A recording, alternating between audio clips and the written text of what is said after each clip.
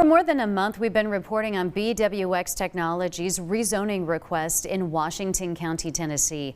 An expansion to fulfill a $1.6 billion contract for high-purity depleted uranium hangs in the balance, but many in the community are not on board. News Channel 11's Jeff Keeling has been requesting an interview with BWXT representatives, and he finally got one with the president of their Tennessee operations, Dailey. Jeff, what did you hear? Well, I heard a lot in a short time, Sarah, about a complicated subject. The new project would go to the product would go to Oak Ridge's Y-12 plant as the country works to refurbish its aging nuclear weapons stockpile. This stuff is a component, a dense metal of low radioactivity that can be used as a tamper or a reflector in nuclear weapons. I asked questions about health, safety, and the environment. Like the company has done in writing. Dailey said the process won't pose a threat to the surrounding community. So there's no concerns from groundwater, from Little Limestone Creek, or from the soil for the work that we're preparing for at this point. The chief of BWXT Technology's Tennessee operations, Dailey, spoke on camera to News Channel 11 for the first time since community opposition erupted last month over expansion plans for BWXT's depleted uranium plant in Telford. Our intent was always to do a public information session like we're doing right now.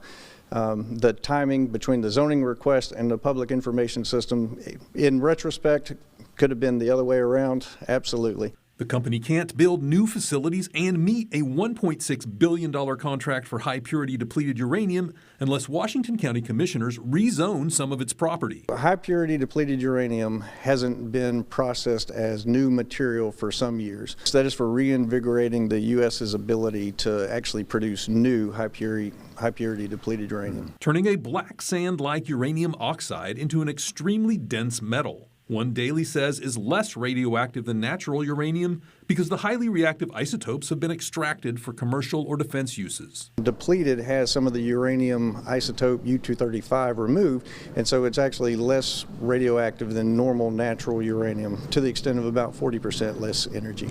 Many community members have remained skeptical, pointing to depleted uranium EPA Superfund sites and even some waste buried at the current site. In the past, there's an interment cell where there was settling ponds that were recovered. That's been remediated. As far as any intent to bury going forward, there is zero intent. The plant BWXT bought a year ago has been producing standard depleted uranium since the 1970s. The feedstock uranium is similar. The final product simply contains other alloys along with the uranium metal. He says from air emissions and water discharges to waste handling, both regulations and technologies have changed since then. So there were things that were considered best practice in the 70s that are not allowed today, and we would not do today. Gabriel Wilson's land borders BWXT.